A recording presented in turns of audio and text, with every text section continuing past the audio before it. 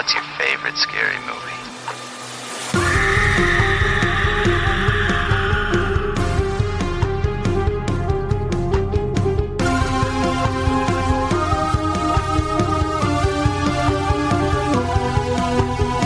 Welcome to 13 Degrees of Screams, where we watch and dissect your favorite spooky movies. I'm your host, Alex. And Stephanie. And this is a mostly horror podcast. This week, we break into someone's home in The Strangers. So, Stephanie. Yeah. Have you seen The Strangers before we watched it for the podcast? No. This one was not great for you, huh? I didn't like it. No. You didn't like it? I was very upset. Oh, okay. Very upset the whole time, honestly. All right. So, you didn't like it because it upset you, but... I was scared. You were scared the whole time. Really? Alex at one point told me that he watches this almost like once a year or something. I don't remember saying that. I've seen it a lot, but it's not like a yearly tradition. Well, it felt like maybe I'm just editing it in my mind, but it felt like you said that you watched it often enough that it felt like once a year. So when I watched this and then I remembered him saying that, I was like, how does your heart take that? Like, once you know what happens, I mean, it's you know what's going on. You've seen it, and there you go. You think you'd have the same kind of reaction if you watched it again? Yes. Really? I was stressed. You look deadly serious. I was stressed out. Like, and stressing. I compared it to like the stress you feel when you know the tethered are coming for the family and us. Okay. It's but just the whole thing. But after they interact with them, you know, it kind of breaks the tension a little bit. Like, I mean, yeah, they're still scary and you'll still have to, like, put up with them for the whole movie. But in The Strangers, like, it just always feels like they're coming for you, they're coming for you, they're coming for you. And they don't speak, they don't, you know, not really. And, and every time you think that you've evaded them, somebody else is there. Yeah. I like it. I don't know. It's a nice, cozy movie. It's cozy. Cozy? No, it's not cozy. I do like it though. Although Alex watches this and drinks hot chocolate. Hot chocky. I wonder if Santa's coming. I will say each time I watch it, I don't want to say it gets boring, but I know people will say that they just don't like this movie as much as I feel like they used to. And I could kind of see that. I don't know. After seeing it so many times, I'm just kind of like, okay, like I know what's going on. It's a short movie, but it does feel long-ish. Mm-hmm. And I just think it shouldn't be any longer because it's very stressful. I'm so sorry. I can see, I think, now with modern day technology and stuff like that, it's a little bit harder for everything that happens in this movie to be realistic. Well, yeah, my other big thing with this movie, though, it's like they were out. We'll talk about when I get to plot, but they were outside multiple times. They could have just booked it, and they managed to get back in the house. I'm like, you could have gotten away from these people, really, so many times, several times, yeah. And like, what the hell? I think it's the whole not expecting that there's three of them as well. It's because at first you think it's just one, or it's just one crazy girl that's drunk and or something, and you know. They've thought it through, especially with the blonde girl being the first one to approach them. Because the guy, James, I think that's what his name is, James. Yeah. Even though she has the wrong house, even though she's being weird, he's like, should I go find her, make sure she's okay? Maybe she needs help or something. And that was apparently not the route to take because she's one of them. Yeah. And I mean, not saying he did that. It's just that it was a little bit more unsuspecting. Right. For them that there's going to be something that was going to happen. We knew because we know. We know. We done knew. But they don't know. They don't know what movie they're in. Yeah, exactly. Although there is a sequel called The Strangers Pray at Night, and it's more cheesy and over the top. They like do a tone shift a little bit, so that might be more. They do funnies. They do funny things. I don't know. I haven't seen it. Oh, but it's not as like serious and like the whole time. Oh. Also, before we get into the movie background, they are remaking this into a trilogy with Cheryl Blossom. I know. Madeleine Pesh, right? We're going to have to go watch it, Stephanie. Yeah, I know. I like her, so of course I will. But Jesus Christ. It's going to be a trilogy nonetheless. Oh, of course, yeah. Yay! Strangers! Whee! We had it as a 10, but you already said this was like your 13. This was my 13. This is definitely not a 10 for you. No. I will say, I saw this in theaters, and the one scene where you see the masked guy in the background did give me some chills. I was like, ooh. And like when she pulls open the curtain at the glass door and he's there. Oh, that didn't. I don't know. I have a glass door in my house for when I let out my dogs. So now you're like every time I pretty much let them out, I'm like, well, hope that they're okay, and I lock the door. Sorry, Mars and Apollo, but it might be your time. They'll come back if they need me. Yeah. Mommy, please. There's strangers out here. It's fenced in, but still, I'm not taking no chances. Yeah. Oh, my God. So, not a fan. That's hottie. Yeah. I think it's just the stress and just that they were everywhere and nowhere at the same time is how I would describe it. Because, they really do like a whole cat and mouse game with them. Like, they keep on, like, kind of letting them get away to just kind of further out the suspense for you. Mm-hmm. Like, there's an instant where what's-her-face is crawling in the backyard. She's, like, twisted her ankle. Yeah. And she's, like, belly crawling, like, up this little hill back to the house. One of them's right behind her and, like, ready to stab her, has the opportunity. She turns around. She's not there anymore. Mm-hmm. And I'm like, you could have just done it right then. But no, they're toying with them, which is messed up. It is. That's not cool. And then when she actually gets towards the house, like one of them's sitting on the swing set, one of them's behind her, one of them's up at the house kind of waiting for her. Just no good. No good. And then her car's on fire, so she's like, nah, I can't go anywhere. Yeah, it's all bad. Yeah. It's all bad. But ready to hear some movie background? Yeah. So, The Strangers is a 2008 American psychological horror film written and directed by Brian Bertino that delves into the disruption of a couple's vacation home by three masked intruders. The chilling narrative stands as the inaugural installment in the Strangers film series. The screenplay drew inspiration from real-life events, including the Manson family Tate Murders and a series of break-ins in Bertino's childhood neighborhood. And then, despite some pointed out similarities in the Keddy Cabin Murders of 1981, Bertino did not acknowledge this as a reference. So in the beginning, it's like, this movie is inspired by actual events. True events, yeah. Not really. Oh, okay.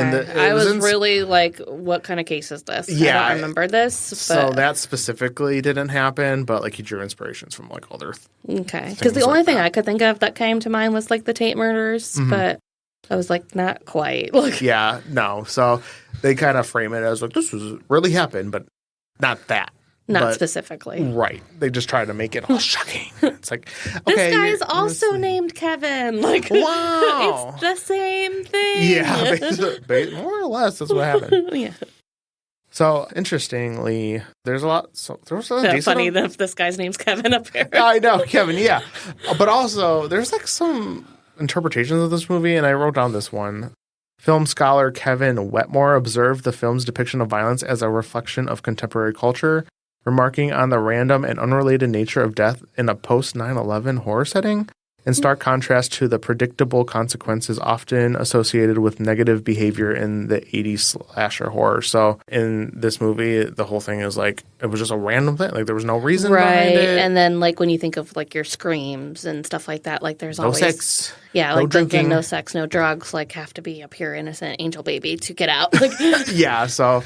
There was some statements about that I found interesting because the whole, like, I don't want to call it a gimmick, but the whole premise is like, it was just a random thing that could happen to anyone at any time for no reason, which is scary as fuck to think about. The whole thing just creeps me out. And I mean, I know I've already said this, but even like the beginning shot where you're just getting like the view of passing houses in the car, like obviously you're taking it from the stranger's perspective that they're just trying to pick a house.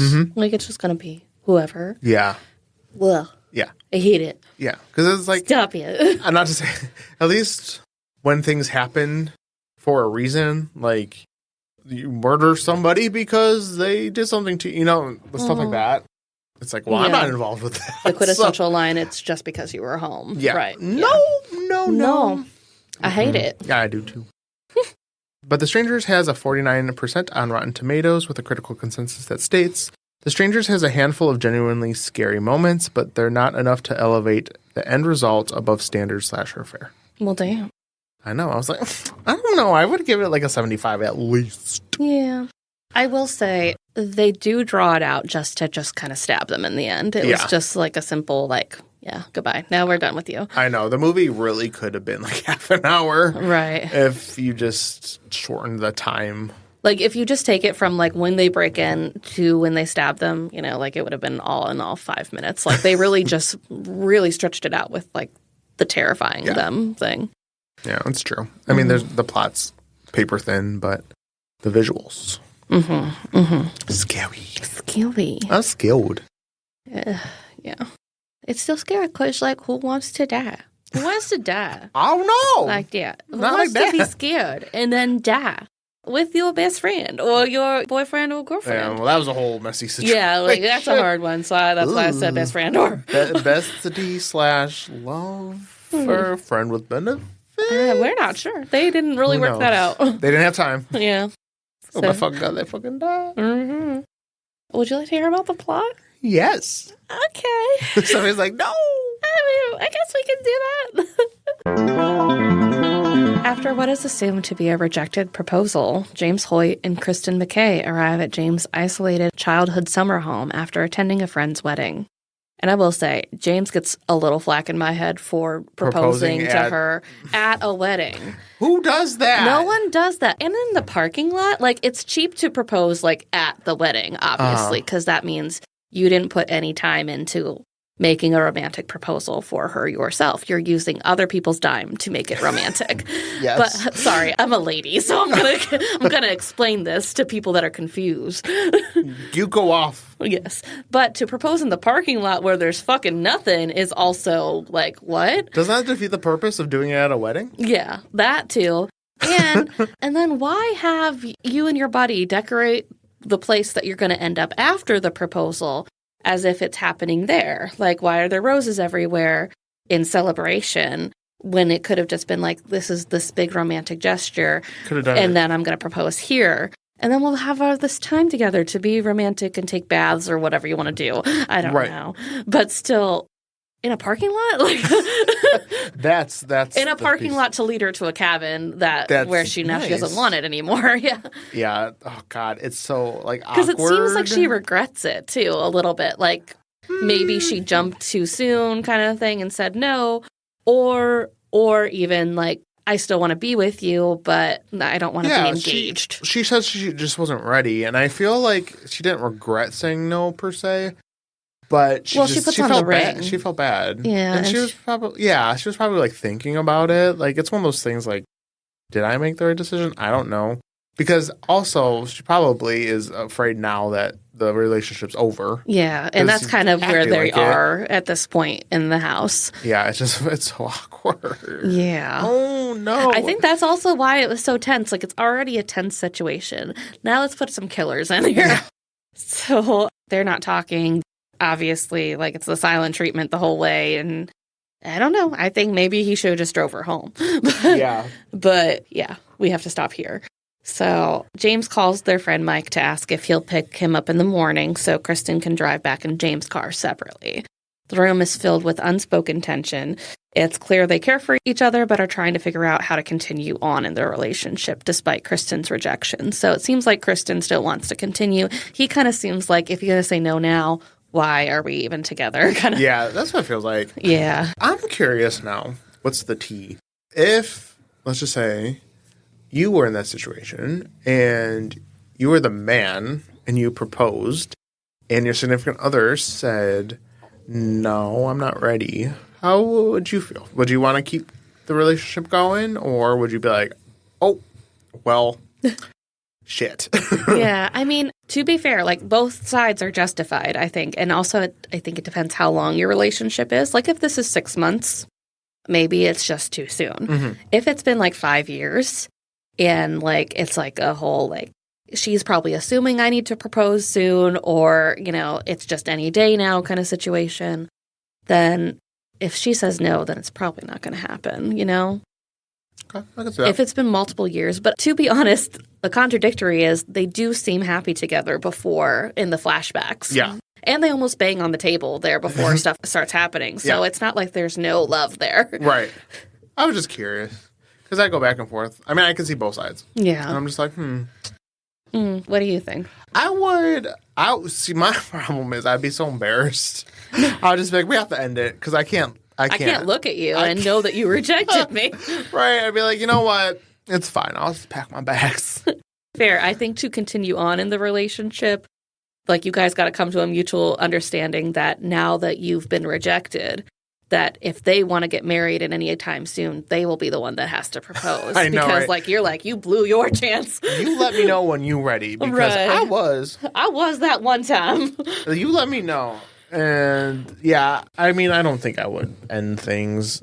Again, I just think it depends on like how much time you've been together. Yeah, that's fair. I was just like, oh God, I don't know. I could see. I wouldn't blame them either way if they stay together or they decided to end it. That just sucks. That one question just ruined however long their relationship was. It's like, taking a stab at it, like, taking a stab. See what I did there? Yeah. Like, I don't know. I know in some perspectives, like some people like to have like a long drawn out relationship, but I know in other perspectives, especially for some women too, like if you're together more than 2 years, like what are you doing? Like we spent a glorious 2 years together. Why aren't we married? Why aren't we talking about that? Like, that's fair. I guess it depends. It just really depends on how important marriage is, I guess. Yeah, I guess that's true as well. Yeah, also, there's so lots many of factors. Things. Okay. Yeah. I was just This has now become a relationship podcast. Before it was a zombie survival podcast. Now we're talking about relationships. Right. We're so well-rounded. We get to everything. For sure. We touch on every little thing. Come to us for everything. Yeah. Anyways, back to the movie. Yes.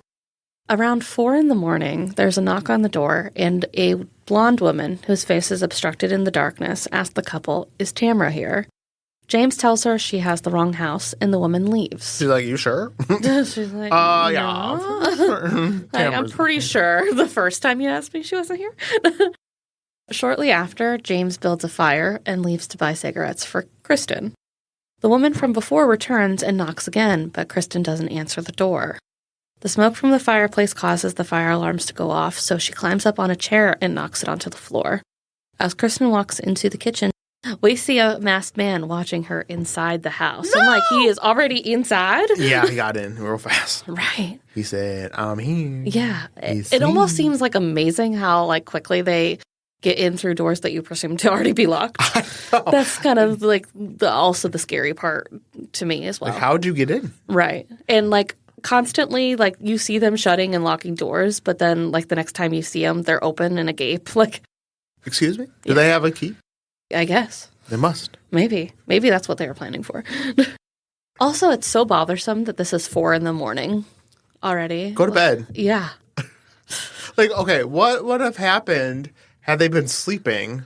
When she first knocked. Would she be like, "Oh, well, never mind. Yes, they're not home. Yeah. Maybe. I mean, the car was there, and I feel like they were kind of just like watching the house. Oh, yeah. But do you think they would have broke in and just killed them in their sleep? Or do you... I think they would have woken them up to play with them before they killed them. Oh, I've been so pissed. Right? You woke me the fuck. I actually saw, I don't remember her name on TikTok, but somebody that was talking about this movie that the worst part about this is not like the break-in. It's not how they stab them. It's that they don't have the decency to kill me like at midnight. It has to be at 7 a.m. Like when people are having coffee in a diner, that's when you kill me. Like, yeah, I'm tired and like rude. After you've kept me up like all morning, like from 4 to 7, terrifying the shit out of me. The worst time to die. At that point, I'd accept it. I'd be like, just do it. I'm tired. Like, let me. I'm ready. I'd be happy. I'd be like, thank God, it's about time. Seriously. What are we waiting for, people? I don't know. She realizes someone is inside the house when she finds the fire alarm now sitting on the chair. Oh my God. She scrambles to find her cell phone that's now missing and is horrified when the front door is forced open ajar by the blonde woman, now wearing a doll mask and peering in at her. I hate that. What's your least favorite mask? Which one scared you the most? I guess this is a little sexist, but the guy scares me. I think that's just a normal response for a woman, honestly. Oh, no. He was the scariest one. Yeah. I thought the other two slayed. I'm like, yes. You guys are gorge. I like the lady is great. Like kind of. I liked the pinup one a lot. Yeah, I wonder why he doesn't have like some sort of detailed mask. I don't know. Like, yeah. Yeah, no, he was definitely the scariest one. Right. I agree. 100%. Mm-hmm. She locks the door and flees to a back bedroom. When James returns, at first he doesn't believe anyone's broken in, then goes back to the car to get his phone to find it ransacked. And I'm like, why would she lie to you at this point? Like, she already rejected you. She's just going to do more stuff to mess with you. Right, yeah. She wants to make your life fucking miserable. Really bad. So now you have to go and look for a murderer. Yeah. This bitch. Because he, like, literally takes her through every room and he's like, see? Yeah, there's no one here now, dickhead. Like, right. I'm aware. You're here now. Like, so that would, could you imagine, like, my phone's missing, that moved, the door was open, I saw her, and you're going to try to tell me. You're going to try to gaslight me. You weren't even here, sir. Maybe there's a reason I rejected you. Yeah. Yeah, Christian was right. Mm-hmm. He's not ready for marriage either, because he's crazy. Yeah, no. So James gets Kristen, and they attempt to leave in the car when a masked brunette driving a pickup truck forcibly rear-ends them, so the couple runs back inside the house. Oops. I mean, she rear-ends their car, so it's not, like, drivable. Like, it crunches in on itself, like, at least halfway. It's a crunchy car now. It's crunchy. It's crunchy. It's not going nowheres. Yes. James finds a hidden gun his father kept at the house, and they hide out in a dark room waiting for the intruders to come to them so he can shoot them. And I'm like, this is the most decent plan you've come up with. I know. Please stop running. Yeah, just stay where you're at. With the gun. Because at least with you to the wall, they can't, like, come up behind you. Right. They have to come get you eventually, right? Shoot them then. Like, well, however, this is when his friend Mike arrives to pick him up, and James, thinking he's the intruder, shoots him dead. I'm like, why didn't we, like, at least see his face? Yeah. Like, why wouldn't you wait for that? Because, like, then you're going to hit him most straight on. But he did. He hit him right in the head. So. I guess he wasn't expecting him to be there. He called him. But did pick him up in the morning, though, right? I mean, it is the morning. It's 4:30, 5 o'clock. I would not expect anyone to be there to pick me up at 4 in the morning. I guess so. I'd be like, bitch, you're going to have to wait till at least 3 more hours. He did ask him to get him, like, first thing, and he just called him and said he was, like, a little early, though. Oh, I guess. So I'm thinking maybe he was supposed to be there at, like, 6, and he's, like, there, like, an hour early. Okay. Yeah, but I think I could forgive him being a little trigger happy just because it's like one of those things you're waiting, and as soon as someone... Right. I don't blame him, but yeah. Tension is high. To say the least. Right. So, yeah, he thinks he's the intruder and shoots him dead. Distraught from their friend's death, they seem to abandon the idea of shooting them and decide to make a break for the barn where there's a radio transmitter. Wrong. That was the first I was like, mistake. you could have just stayed in the room with the gun.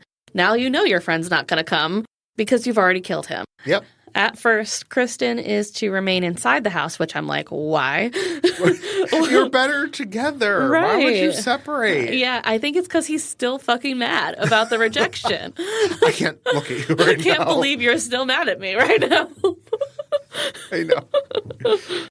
But when she hears someone approaching, she runs towards the barn to find James. He's not there anymore, so now they're split up officially. She twists her ankle in the process, and I'm like, girl, maybe it was for the best. You should have just, I don't know, maybe you should have sat in the dark room with the gun. Something else, because she, like, takes a step, and she's, like, down for the count. Right. Like, she's barely out the door. She trips and breaks her ankle. Oh, my God. Of course that would happen. Right then I mean, there. same, though. Like, That'd be you. I'm clumsy just walking in normal day life. Like, you don't have to put any pressure on me, and I'll fall. Stephanie takes a tumble. Like, I regularly have to convince my doctor I'm not being abused at home because I'm just clumsy. Oh, no. Oh, no. So she's forced to crawl, but makes it to the radio transmitter only for the brunette to smash it and chase her back towards the house. James has been knocked out by the man in the mask and does the same to Kristen after they find her hiding in the house. And the closet, I hate it. Like, when he's just sitting outside the door. The pantry thing? Yeah, you can, like, see through the slits, and she can see them, but they can't see her, or at least she thinks. But apparently they could see her the whole fucking time. Surprise! Blondie's like, hello! Hello, this is me. Yes. And they kind of have, like, a little square off for a second, but, yeah. Eventually she runs back into the bedroom, and she shuts the door behind her, and it gets pushed all the way open. And I find this so weird. She goes back out into the hallway after they just pushed open the door, and that's when he rams into her and knocks her out. Mm-hmm. I'm like, you could have just, like, shut the door again and locked it. You think, but again. But instead, she goes all the way out. I don't know. Like, she's seen all of them at this point. So it's not like they're a ghost or anything. Right. They are definitely there. Yeah. So, I don't know. I don't know. Silly maybe just horror tropes and stupid decisions. And Here's the thing. I've never been in this situation. Right. Nor do I ever. How can you tell how many stupid decisions you Right. make? I'm sure I make a fair share just with under the pressure and everything. But, oh my God, knowing me, I would just hide and not move. I'm like, bitch, if you want to kill me, you have to come get me because... Right. I'm going to make it as hard as possible. Like, you'll be so annoyed by the time you're done with me. Yeah. That maybe you won't want to kill me. You'll just want to be away from me. Right. That's how...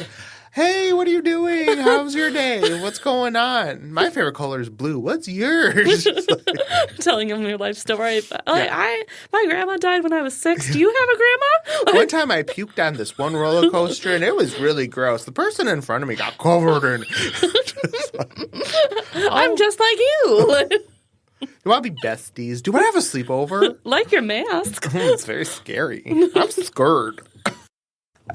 Can you imagine? I'm scared. Anyways, are you thirsty? I'm thirsty. I'll make us some tea. Coffee? Right. Oh, jeez.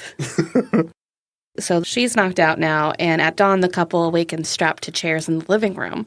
Kristen asks why they're doing this to them, and Dollface replies, because you were home. Great. And yes, it is during the day now. Bright and sunny. And it looks like midday, not even sunrise. It's like... Yeah, it's been I'm like, a while. why are you here? It's like 10 a.m. I know. Aren't you tired? You're tired. You got to be tired. Right. You're putting in a full shift for this. Like, the trio unmask themselves and all take turns stabbing the couple. Afterwards, we see them driving away in a truck and stop 2 schoolboys on the road to pick up a religious pamphlet. When the boys ask if the blonde is a sinner, she says sometimes, and we hear one of them say next time it'll be easier as they drive away. Yeah. The 2 boys come across the house where they discover the bloodied bodies of Kristen, James, and Mike.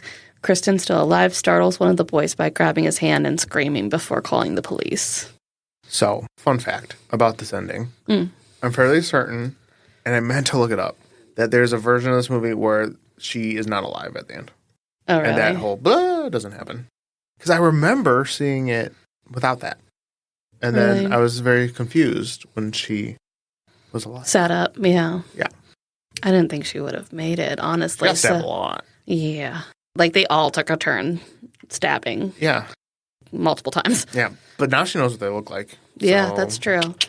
Do you think she made it, though? Like, I feel like it was all stabbing, like, in her abdominal area, so... Maybe they missed the vital organs. Well, I mean... Just around all the important bits. What we learned from Scream is if you stab off to the side, you miss all the important shit. They were just really bad at aiming. They kind of just poked her sides. Yeah, maybe. Oh my God. So you think she survived? Because, like, I guess there's still a chance, too, No. that, like, she could have just last moments of shock kind of thing before she passes and then dies before they even get an ambulance or something. Yeah, I would say that she probably didn't make it. Although I have heard instances where someone was, like, stabbed a lot and somehow still survived. So Yeah. I would say unlikely, but still possible. Yeah. I think in the case when it's, like, multiple stabbings, it has to be more shallow than what was depicted. Just like a big old knife. Just like, for instance, I think the girls that tortured that one girl in the Slender Man case, they thought survived. that, she survived, but I think they were, like, stabbing her with nail files or something short. Nail files? Can we be a little bit more productive here? No, I think they actually did have a knife for her, but they were still, like, short. It was a butter knife. Cuts. Maybe. I don't know. Maybe I just need to stop that. Maybe you need to stop talking out of your ass. Yeah, apparently. I have no idea. But in any case, if I had to pick, I would say she did not make it. I would agree. Because otherwise, they're still 2, so they obviously don't catch them. Yeah, it's true. Are you ready to hear about the Tate murders? Yeah. But I am glad that this isn't, like, an exact verbatim true story. Yeah, no. Okay. It's not. Does that make you feel better? It does, because I thought, if they're still out there and they've never been caught, then why? Why? Although, which we're about to learn, I mean, it just random shit happens. So I pulled all this information from the Britannica website, which makes me feel confident that this is accurate. Yeah. So the Tate murders refer to the shocking and gruesome killings of actress Sharon Tate and 4 others by followers of cult leader Charles Manson on the nights of August 8th through the 9th in 1969 in Los Angeles. 2 more people were killed on August 10th. So after highly publicized trials, Manson and 4 of his followers were convicted of all the murders in 1971. Sharon Tate was a budding actress known for her role in Valley of the Dolls, who was married to filmmaker Roman Polanski and was over 8 months pregnant at the time. In the summer of 1969, the couple was renting a house on Cielo Drive in the exclusive Benedict Canyon neighborhood of Los Angeles. While Polanski was in Europe, their friends... I don't know how to say this name. It's Wojciech. Wojciech? Yeah, but their last name was Frykowski. And Abigail Folger were staying with Tate. Celebrity hairstylist Jay Sebring was also in attendance. On August 8th, Manson instructed his follower Charles Tex Watson to go to the house with several other cult members and kill everyone there in a gruesome manner. Manson was familiar with the house because its previous tenant, music producer Terry Melcher, had considered, then declined, giving Manson a recording contract. Watson, along with Susan Atkins, Patricia Krenwinkel, and Linda Kasabian, arrived at the property after midnight and encountered 18-year-old Stephen Parent, who Watson shot and killed. Subsequently, they broke into the main house, where they made the occupants gather in the living room. Jay Sebring, a close friend of Tate's, and Tate herself were linked by ropes tied around their necks. Sebring was shot and stabbed to death, while Frykowski and Folger were killed after trying to escape. Finally, Atkins and or Watson fatally stabbed Tate, and Atkins used Tate's blood to write the word pig on the front door. The following night, Manson and his followers, now including Leslie Van Houten and Stephen Clem Groganwent, went in search for more victims. They targeted grocery store executive Leno LaBianca and his wife Rosemary, tying them up, robbing them, and then leaving them to be killed by the other members of the group. These horrific crimes caused widespread panic in Los Angeles. Initially, investigators struggled to connect the 2 murder scenes, attributing the Tate murders to a drug transaction.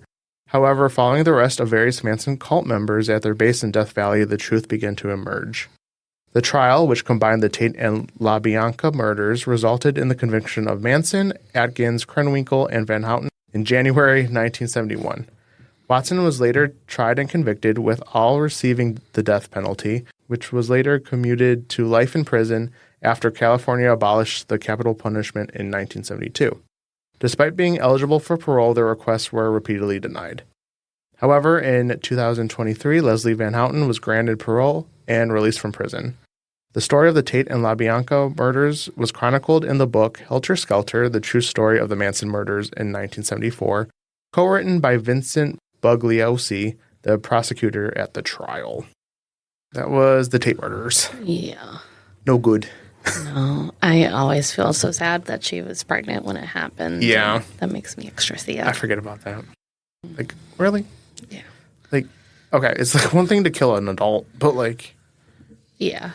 Leave children and like unborn children alone. Like, do not do that. Right. That sucks. I did have a little bit more info, and I pulled this from the Screen Rant website. So the second inspiration for The Stranger's true story is the infamous 1981 Keddy Cabin murders, which weren't confirmed, but I didn't want to talk about them because they speculated that it was involved. So 4 people were killed in the small California resort town, including Sue Sharp and her son John, daughter Tina, and John's friend Dana. Disturbingly, the motive for these murders is still unknown, as the Keddy Police Department never caught the real-life killers, and the case remains unsolved. Obvious similarities around here with the 3 masked assailants in The Strangers wandered off into the morning chill after massacring Kristen and James simply because they were home. So it is the same thing. Kind of. At least from this one. Ish. So. Don't like it. Don't like it. Yeah, but they were never caught. So. JK, that didn't happen, Steph. That was a joke. Kid. Thank you.